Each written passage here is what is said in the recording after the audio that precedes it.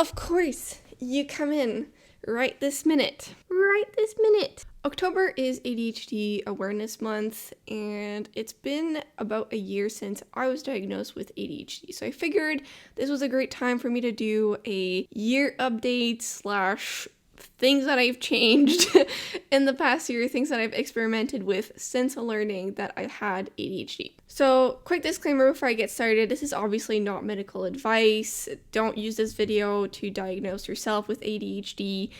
This has just been my own experience with this diagnosis. Take the things that resonate, leave the rest. So my diagnosis was a very positive thing. I know some people struggle when they get diagnosed, but for me, it was quite liberating because suddenly I had an explanation for how I felt and behaviors that I had, and it really gave me the confidence to embrace who I am and to do things in a way that work for me. Now, I'm not new to ADHD. A lot of my clients came to me because they had ADHD. A lot of my family has ADHD, which is kind of surprising thinking about it that I didn't get diagnosed earlier, but that's a whole other topic. But all that to say that prior to my diagnosis, I was very familiar with ADHD, and it's actually what encouraged me to seek a diagnosis. Was I was recognizing things in myself that I was seeing other people that were diagnosed. But that said, having that diagnosis really pushed me to do even more research in. There's also a lot of different types of ADHD, so it was nice to be able to get to know myself better and how I experience ADHD personally and what I could do about it. My entire childhood, I was often told that I was sometimes impatient or short-tempered and that I had trouble paying attention to details sometimes, because when I was hyper-focused, really passionate about a certain topic, that was a whole other story. But if I wasn't invested in a certain topic, it was really hard to force myself to be invested in it. And so looking at all of this, finally having an explanation, I suddenly had a lot more self-compassion. And so when I displayed these behaviors, I could show myself a lot more self-compassion for them. Not necessarily to embrace them and be like, oh great, that's what it is and that's all it is. But really just to use that then to move forward if that was the way that I wanted to go about it, or if I wanted to change that behavior. Having this diagnosis also allowed me to finally be able to put words as to what I was feeling, what I was experiencing, and the behaviors I was displaying, which then allowed me to be a lot more proactive as to what I wanted to do about it, as opposed to just experiencing them and being like, well, this is it. So for instance, coming back to when I mentioned being sometimes impatient, short-tempered, being sometimes easily frustrated, well, turns out one of the things that could explain that is sensory overload, is that in certain situations, there is just so much going on that I really struggle to manage myself.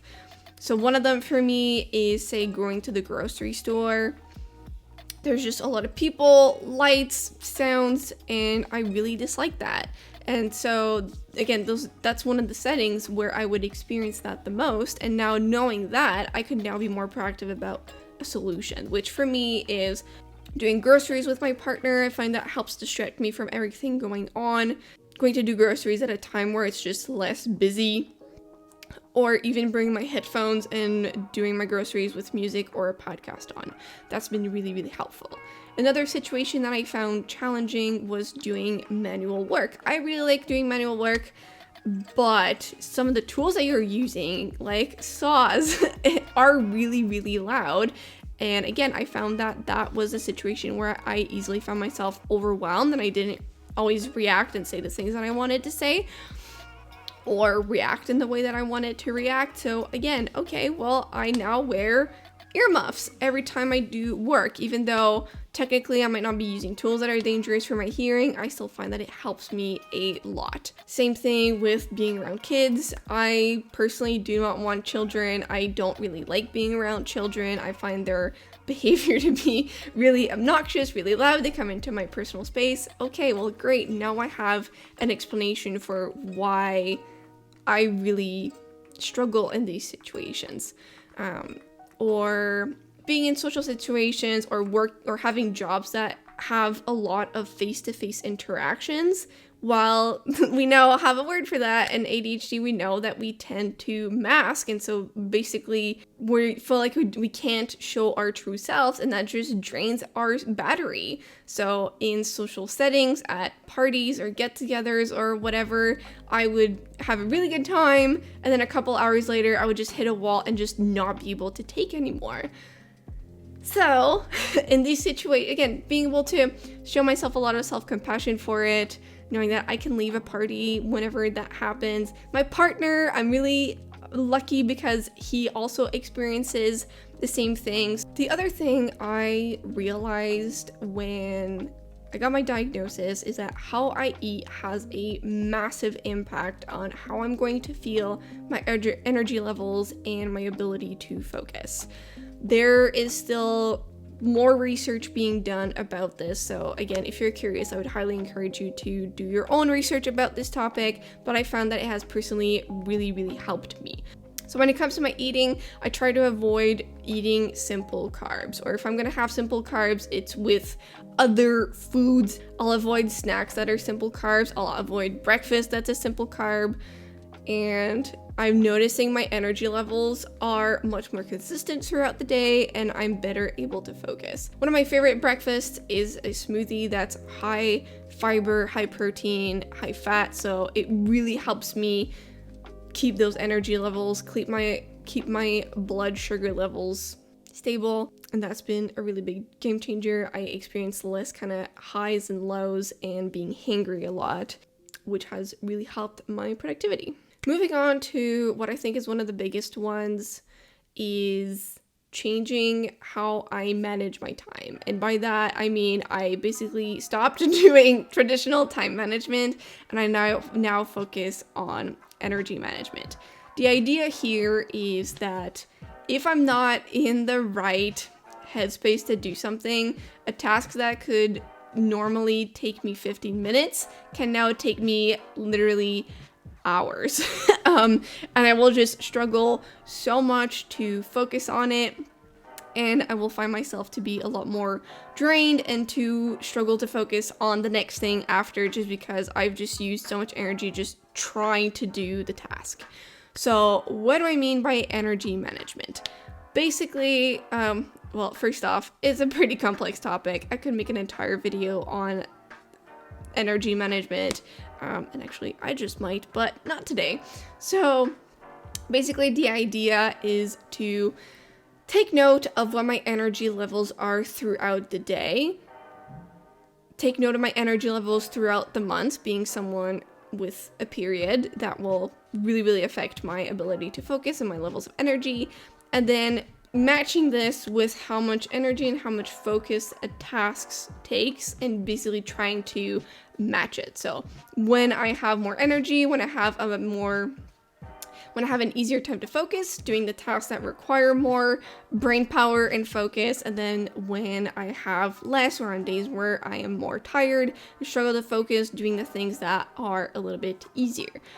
One of the exercises I've developed for this is what I call the task inventory. So basically making a list of everything that you do and associating how much this thing drains you or potentially energizes you, as well as how much I hate doing this, which I call the poop scale. So I will write all of my tasks on a 1 to 5 poop scale, 5 being super poopy, I really don't want to do this, and then matching these tasks with when it is best for me to do them. Ideally, even looking at if I can delegate it or automate this task so it is completely off my plate. But if I have to do it, when is the best time in the day, in the week, in the month? And this has honestly been so good because I've been able to fight Sorry, let me start again.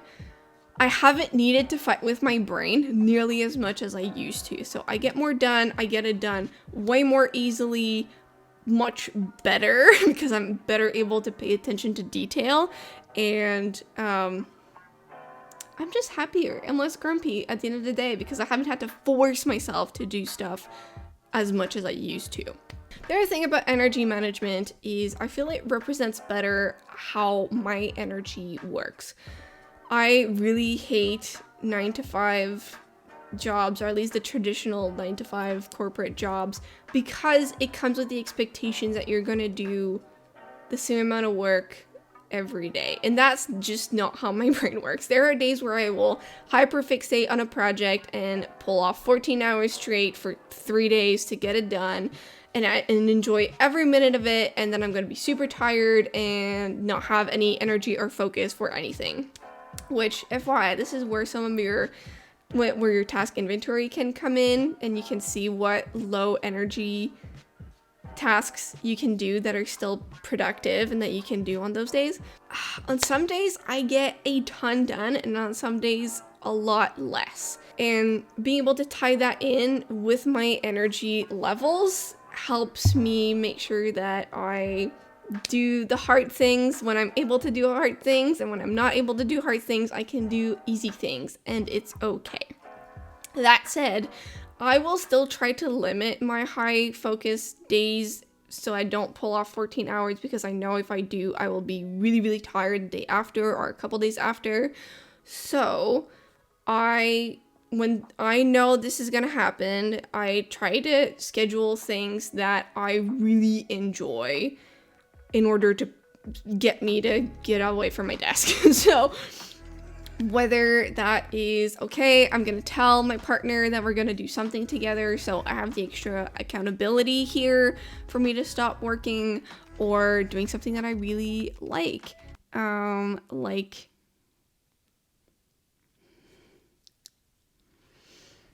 I might bake a really cool recipe, or I might cook a meal that I really like. I might go hang out with some friends. I might take a bath, go for a yoga class, like whatever I want it to be. But basically, I want something that I am invested in enough, that I enjoy enough, that it's like, it's not just, oh, I'm done working. It's, I'm done work. Like, I need to stop work, but at least, like, I have a good reason to stop working. Like, it still feels somewhat good, even though I really don't want to stop. So, and yeah, then making sure that on those days, after those really intense days, that I give myself plenty of rest and slack and really help my body recover. Because that's just part of what it is. I put in a whole bunch of work, I focus really hard, that's cool, but I want to make sure I recharge as well. And when I was talking about time management, it's also really helped my time management, because again, something that usually takes me 15 minutes actually takes me 15 minutes instead of 2 hours when I'm just trying to kick my butt and get it done. Now, I get it. You can't always match your task to energy levels perfectly. Life happens. That's cool. And that's where I've developed a list of what I call dopamine hacks, which are basically ways that I trick myself into doing things. Now, this isn't like ADHD specific, but this is a list that I've developed since finding out I have ADHD, and that's been a lifesaver. So basically, like I mentioned, the idea is to trick myself into doing things. If I want to do something that I don't actually, well, if I want to do something I don't want to do, maybe it means I'm having my favorite drink as I am doing it, or a snack that I really like. If I have a lot less energy and I'm more tired, maybe I take it easy, I dress up in sweats and I work from the couch for the day.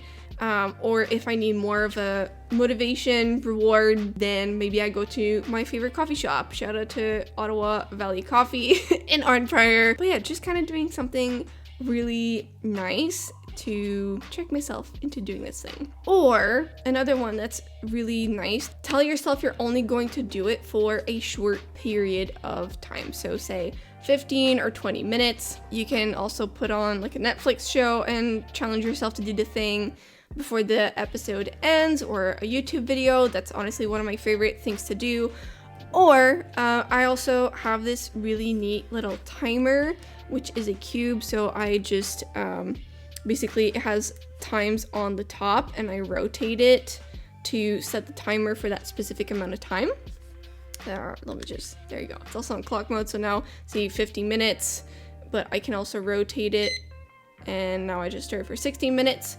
So it's nice because I get a little fidget toy on top of an alarm, and basically I just try to get as much done as possible within that amount of time. And if I only do, say, a 15 or 20 minute block, then after that is over, I'll see if it's time to call it quits and move on to another task, or if I just take a break and then do another short block of time. Highly recommend, love my little timer. I'll drop the link in the description box if you want to check it out. But those are kind of ways that I get to trick myself into doing things I don't want to do. Now, if you didn't know, there's this really interesting statistics I found a couple weeks ago. I don't remember the data. Wait, let me pull it off.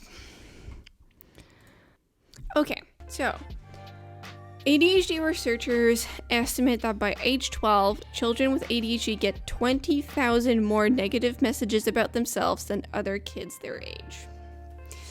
All that to say that on top of having your brain just working differently than what society expects, there's also a lot of things to unpack here. Personally, I know I struggle with being a perfectionist, again, especially for these things that I'm really passionate about, and I will go down the rabbit hole for days. I will obsess over the tiniest things, and also being a huge people pleaser. So journaling's been really great to help me unpack when these situations happen. But also there are like 43 thoughts in my head at all times, and so journaling is also a really good tool to help create what I call headspace. So basically it's just word vomiting everything that's in my head, being able to put it on paper, and then from there going through all of it and seeing what's worth taking action on, what might be a really great idea for the future or a project for the future, what like I must do it now, super high priority urgent thing and it's been making me feel anxious, or I know how important this thing is and how urgent it is. So journaling's been really, really great for that, and it's one of the tools that I think are most helpful for someone with ADHD. Journaling is also a really great tool when it comes to assessing our behaviors and how they make us feel. It's really easy for us to basically default to specific behaviors and thoughts, and really that's how we get through our days, that we just do some stuff on autopilot and it saves us a ton of energy. But journaling can also be really good to help us, again, unpack all these things and make sure that our thoughts and behaviors that we have are the ones that we want to display, and if we don't, well, to start again unpacking that and helping find alternatives and helping walk us through what could be different and how we could go about it. Next up, I've alluded to this earlier in this video, but I've really made a point of creating my own structure and systems to make my life much easier and help take the thought process away from a lot of things that were pretty intense for me before. Anything from reminders to alarms to lists, and even how I organize my house. Finding the right programs and tools to help me through my day-to-day. For instance, there's an app I really like. It's called Paprika, and it is all I use for my meal planning, grocery shopping, saving all my recipes, and it is absolutely wonderful. Then when I'm talking about home organization, creating what is called drop zones, so that way I just kind of have a little neat area that I can just put things in and not worry about cleaning them too much. So for instance, my public clothes that aren't quite dirty but aren't clean either. A drop zone for keys and wallets next to the door.